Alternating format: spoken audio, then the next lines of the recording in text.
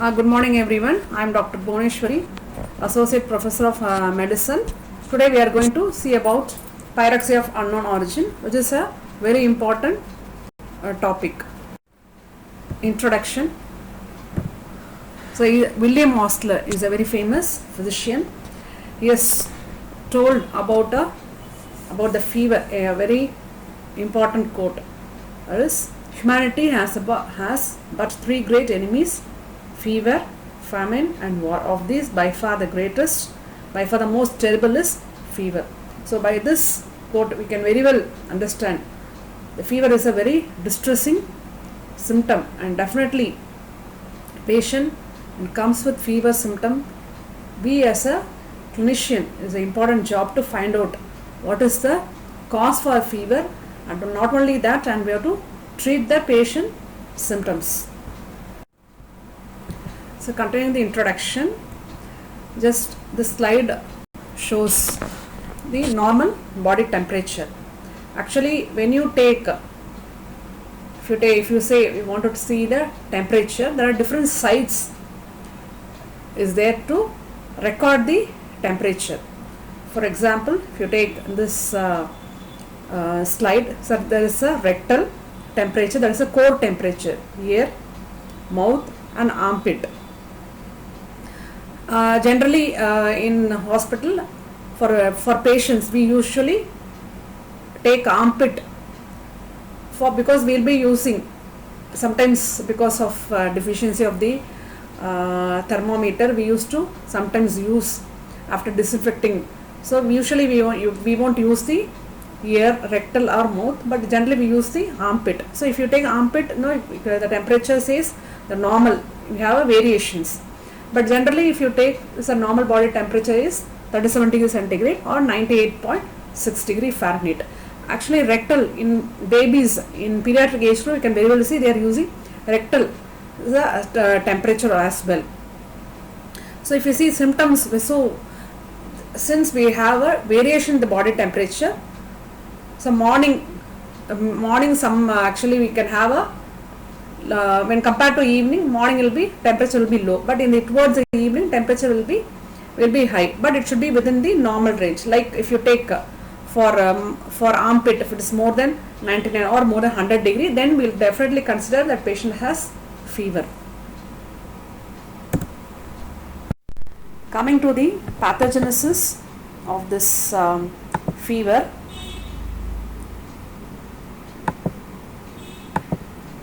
So if you see in this slide, you have a early fever phase and late fever phase.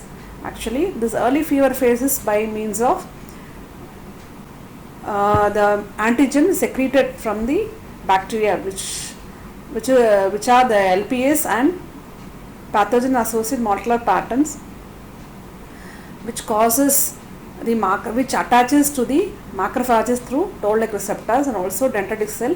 Both are present in the liver and lung, which causes to secrete the peripheral prostaglandin E2. So that causes the early fever phase. And meanwhile, the cytokines like interleukin 1, interleukin 6 and tumor necrosis factor, okay, which goes to the brain, and there they stimulate the hypothalamus vascular epithelial cells, so which lead to production of the central prostaglandin and COX-2, so which lead to the maintenance of the fever phase. And there is one more, this is EP3, the neurons will stimulate the neurons to secrete the acetylcholine and noradrenaline. So the acetylcholine is as a role for making that shivering aspect is mainly because of the release of the acetylcholine. And that coming to classification of PUO, otherwise called pyrexia of unknown origin. Here in this tabular column, you can see that initial classification is 1961 by Petersdorf and Beeson. So what they have classified as PUO as fever, temperature is more than 101 degree on several occasions, and duration should be more than 3 weeks, and no certain diagnosis despite 1 week of inpatient investigations. They are classified as FUO or PUO. Then later in 1991, Durakan Street, they classified FeVO into 4 categories, that is classical, nosocomial, neutropenic and HIV associated.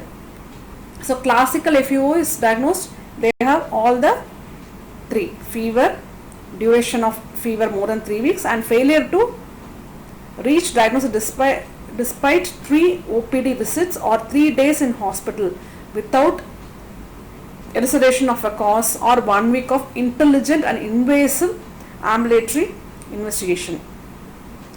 Later, 2015, Mulders and Manders et al. Okay, they have classified PO as fever that is more than 101 on at least 2 occasions. The illness duration is same for other 3. There's more than 3 weeks, and diagnosis remain uncertain after thorough history taking, physical examination, and following in obligatory investigation like routine blood investigations involving ESR and urea creatinine, ferritin, antinuclear antibodies, blood cultures, and so common causes of PUO. So you can see infections. The majority is due to infection. Second is due to malignancy. Third, by autoimmune disease. Fourth is others and miscellaneous. And fifth, there is one more terminology, is undiagnosed. 10% constitutes that. So coming to how to evaluate for PUO, that is evaluation by, first thing, any symptom or any disease, fever or unknown or workup should be history and physical examination or sign driven.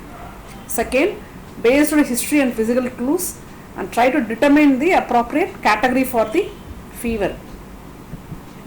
A fever unknown origin is a focused physical examination, and special attention should be given to eyes, skin, lymph nodes, liver and spleen.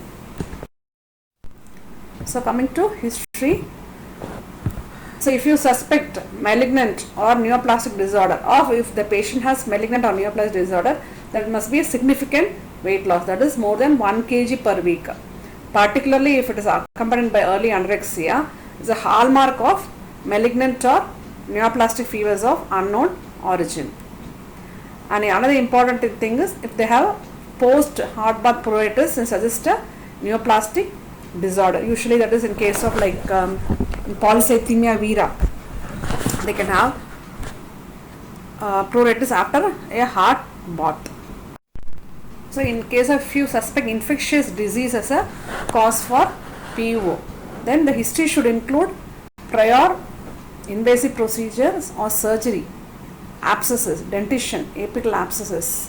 Because of that, they can have subacute bacterial endocarditis, and there may be antecedent or concomitant infections and tuberculosis. Actually, I would like to share in one of my medicine OPD, actually one girl, she came with history of some chronic fever, like 1 week, more than 1 or 2 weeks of fever. So when I examined her, I couldn't find any positive finding. But one thing I was noticed is some facial asymmetry, swelling of the left side of the cheek. So when I asked her whether your face will be like this, or did you notice anything different, she told that I told her I could see that your left side of cheek has swollen. What do you think that may be the cause for your fever? I asked her, but she didn't give any positive history like yes or no. But when I asked her, I asked her to open her mouth. When she opened her mouth, I could find out she has some infection of her tooth, which she is not able to tell. Then later we found out that is a cause. When I asked for dental opinion, then they told that she has done some tooth abscess. After removing that tooth, she became alright. So coming to next is animal or pet contact, such as Q fever, brucellosis, toxoplasmosis, cat scratch disease or trichinosis. These are things we should keep in mind. So in the history is very, very important. Like not only that social, like their social history, their occupational history, everything plays an important role in case of fever. Mosquito or tick exposure suggests babesiosis or malaria, while rodent exposure suggests a rat-bite fever, relapsing fever or leptospirosis. What we call in Tamil is elijaram, which is more common in our place. Blood transfusion is also very important because we may give clue to ehrlichiosis, anaplasmosis, babesiosis, cytomegalovirus or HIV, and sometimes malaria also may be transmitted by blood. Coming to rheumatic or inflammatory disorder, if you suspect, you have to ask any history of prominent arthralgia or myalgia. So rheumatic or inflammatory fever unknown origin is likely, but chills, if the patient comes tells that patient has severe chill, then it's argue against rheumatic or inflammatory etiology. Dry cough, also important case of flu of giant cell arteritis or temporal arteritis, which is autoimmune disorder. With a fever of unknown origin, oral ulcers, which is Behçet's syndrome or coming to the pattern of organ involvement, also is very important. In fever of unknown origin, the patient has history of joint symptoms, and if you clinically find the patient has generalized lymphadenopathy, then it points towards say adult ancestral disease or systemic lupus erythematosus. And if there is history of acalculous cholecystitis in a fever of unknown origin patient, you have to now look for any clue for SLE or periarteritis nodosa. And family history also is important. If you think Behçet's disease, it's also one of the autoimmune disease. Coming to fever pattern, which is very important one. The approach to infectious fevers of unknown origin begins with fever pattern analysis. So the temperature chart, if you go to the ward, if you see in the bedside, you can have in the pad, you can see a temperature chart. So any patients we have admitted for fever, then charting the temperature is very important. By seeing the temperature chart, we can find out whether that particular patient has what type of fever pattern, and also at the same time we can see whether they are responding. If you have started particular treatment, you can see whether they are responding to that treatment. So if you see morning temperature spikes such as miliary TB, enteric or typhoid fever or Whipple's disease.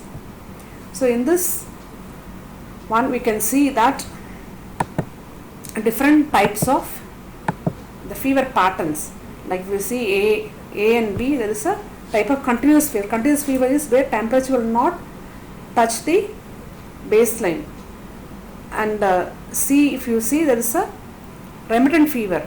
There is a rise in temperature and fall in temperature is there, but doesn't touch the baseline, that is 37 degree centigrade.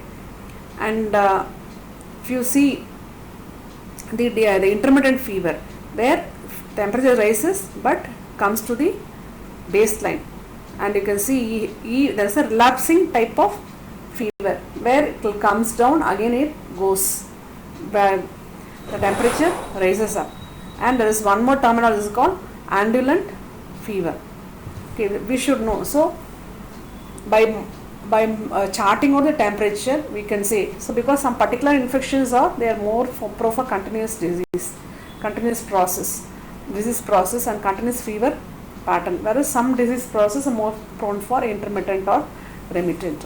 So monitoring and charting out the temperature is very. So continuation of that signs like temperature monitoring. So twice daily fever spike, that is what you call double quotidian fever, such as could be either malaria or it could be miliary tuberculosis or visceral leishmaniasis.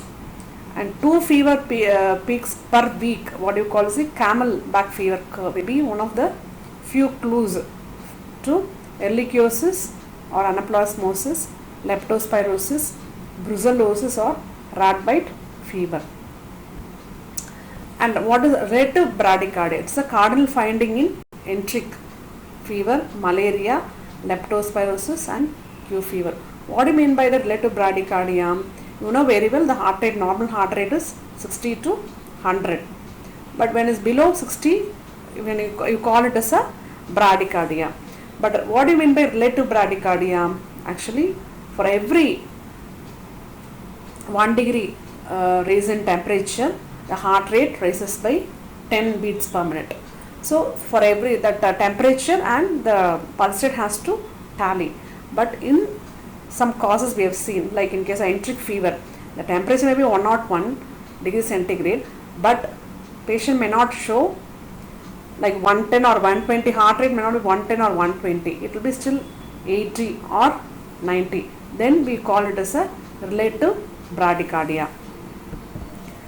Coming to fundoscopic findings, it's important if you suspect toxoplasmosis, tuberculosis. What you in fundus examination you can see choroid tubercles, okay, and histoplasmosis infection or cat scratch disease. Previous slide I told you about choroid tubercles. So in this slide we can see the fundus. You can see the fundus arrow mark. So it's yellow in color. So choroid tubercles. If you find this choroid tubercles, then it is definitely 200% we are very sure we are dealing with a case of miliary. So are you able to identify the picture? Here's what I have shown. This looks like some scab or some healed wound. So not only that, if you see this particular kind of thing in a fever case, then you have to be very carefully, you have to look for what infection I'm dealing with. Sometimes it is very small one. The patient may not notice because it may not be painful at all. Sometimes what we call this as a eschar. So nothing but a scab form when a wound or skin is sealed by heat of cautery or burning. Also the dark crusted ulcer, tachynoir at the site of Shiga, that is mite larva, but you can see in the scrub typhus. You can easily miss because in dark skinned people. Okay, sometimes fever, the patient will be having continuous fever, because recently in the COVID period also we have admitted cases, because any fever they will refer here for as a to rule out COVID. So I have admitted one case where that patient had fever for 10 days. Patient was very toxic. Okay, then I asked her, did you have any wound? Because sometimes the wound may be there, that may be reason for the cause for fever. It may not be painful. Suddenly she showed there is a one wound I have noticed before the fever start. Then I asked her, you please show me. Then in the left inguinal region she showed me. So it's a similar same type I could find out. Then I could easily make the diagnosis that that patient has infection because of the scrub typhus. So I have treated her with doxycycline. They are sudden. I mean, after 24 hours, she became very well. She became all right. There is no fever at all. Okay, the patient was a COVID negative, and I with the doxycycline for 7 days, I discharged the patient. So this shows that the importance of the skin examination is very, the physical examination is very, very important. Any fever, that too if you are dealing with the fever of unknown origin, it's like I told you in the initial itself, it is a very distressing symptom. So we have to be very carefully look for clues. So this picture, if you see the patient face, so you can see the rash, a typical description. You can see the malar area and also the over the nose. What you call is the butterfly rash. So butterfly rash or malar rash are common facial manifestation of several disorder, but when you see any fever, any patient with fever, that to female patient with this particular kind of skin manifestation, then you have to suspect systemic lupus. So in this picture you can see very well the oral mucosa showing the ulcer, what you call the aphthous ulcer. As many of us, as very well we know, we have suffered from this kind of aphthous ulcer, what you call is the stress ulcer. But sometimes if patient has get recurrent ulcers and if they are not healing and there is a painful ulcer, okay, and if the patient has joint pain also, then you should think about the possibility of what you call as the autoimmune disorder. There is a Behçet's disease. So this also give a indirect clue. Okay, so in that importance of the investigating the oral cavity. Not only that, sometimes no, in case of ulcer, they can have not only this aphthous ulcer, they can have the ulcer in over the soft palate. Okay, if they have ulcer over the soft palate, then you should think the possibility of with fever, then you should think the possibility of dealing with the autoimmune disease like systemic lupus erythematosus, which is one of the cause for. So if you see this picture, this is also the oral cavity, the soft palate, you can see some white patches. Okay, so like a curdy white precipitates. See, if it is, you can, this kind of curdy white precipitates is common in the newborn. What you call is a oral thrush, is caused by candidiasis. But if you see this particular white or this curdy white precipitate in the adult patient, then you should think about the possibility of any immunocompromised condition. But you know very well diabetic is one of the immunocompromised condition.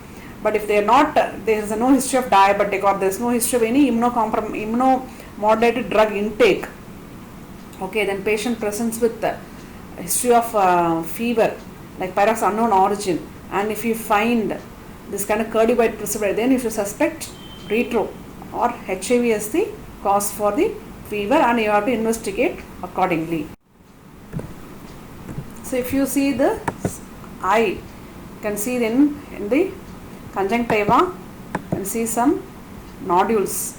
Okay, what do you call is the fluctular keratoconjunctivitis? Nothing but it is a hypersensitive reaction of the cornea and conjunctiva to bacterial antigen, characterized by discrete nodular areas of corneal or conjunctival inflammation, and this particular type is more common if you are dealing with it. In this picture you can see both the lower limbs of a patient.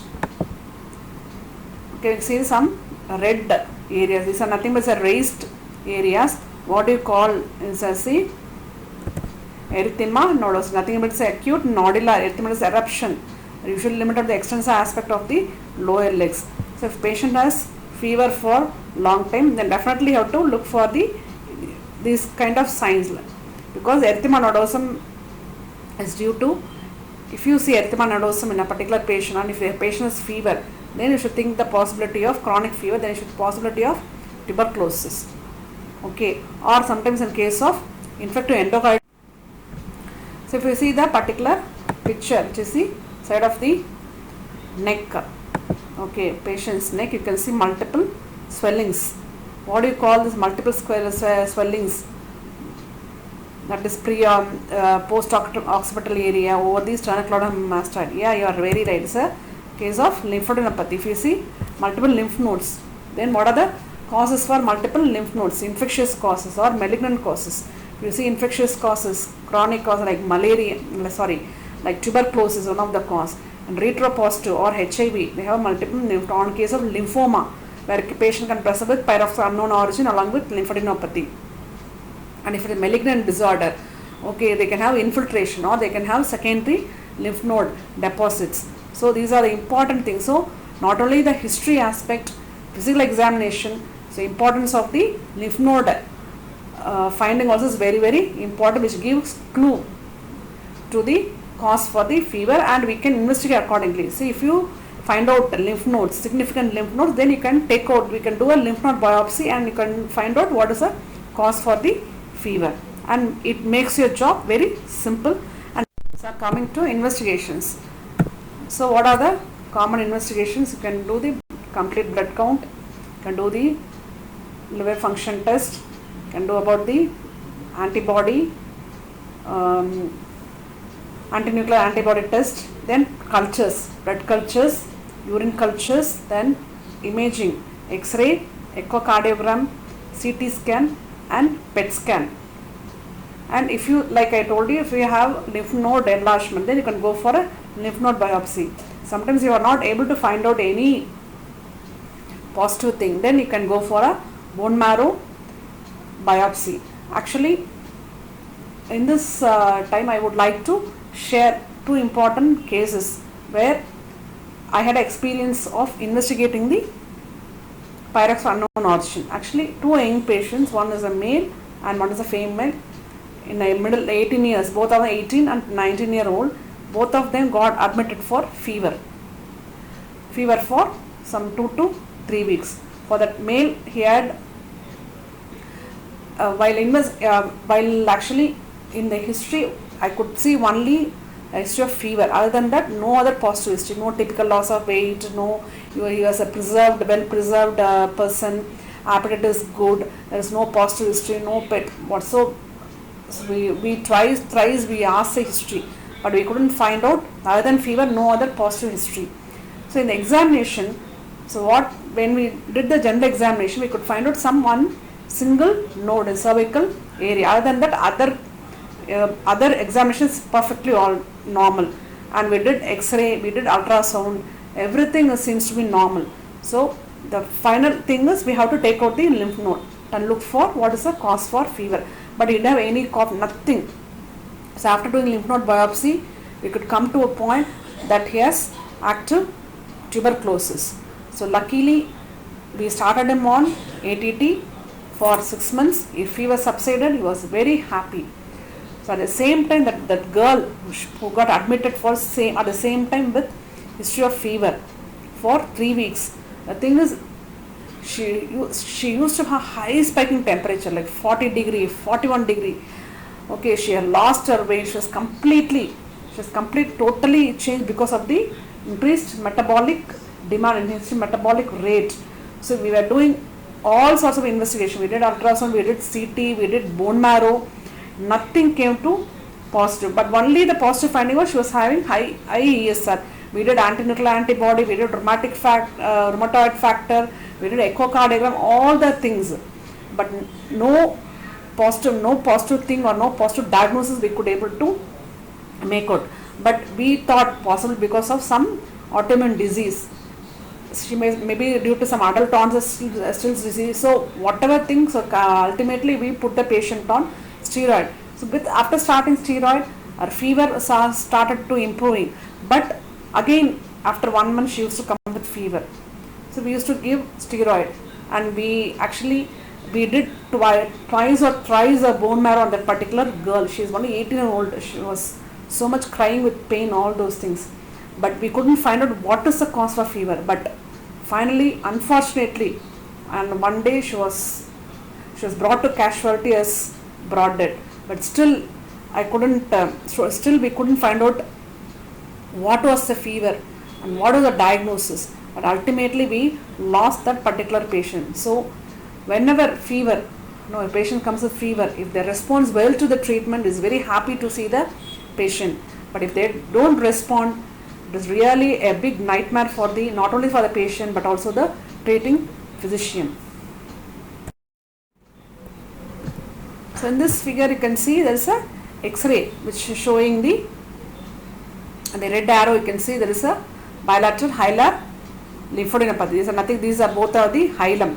So you can see some enlargement. So this shows there is a involvement of the hilar nodes, and also there is a involvement of the mediastinal nodes. So bilateral lymphadenopathy, there is a bihilar lymphadenopathy is a radiographic term that describes the enlargement of the mediastinal nodes. So if you see the peripheral, there is no other lymph node enlargement, but X-ray is showing mediastinal lymphadenopathy, then you should think the possibility of, is it an infectious disease, like in case of, are you dealing with sarcoidosis, or are you dealing with tuberculosis, or it is a histoplasmosis, or like malignant disease like lymphoma. It's very, very important. So that is the role of taking the imaging, like chest X-ray. So this is a picture of computer tomography of the lung. Here you can see this is the mediastinal view. So you can see that is a hilar lymph nodes. Here also it's number 5. You can see there is also multiple lymph node swelling. There is nothing but the mediastinal lymph nodes. So coming to treatment, if you know very well, if you are dealing with infectious disease, like if you say subacute infective endocarditis thing, then you very well know to treat the patient with IV antibiotics, but it will be for long time, some 3 to 4 weeks. Then if you are come to diagnose that you are dealing with a case of malignancy, then you would know you should start the patient on chemotherapeutic drugs. Thank you for your patience.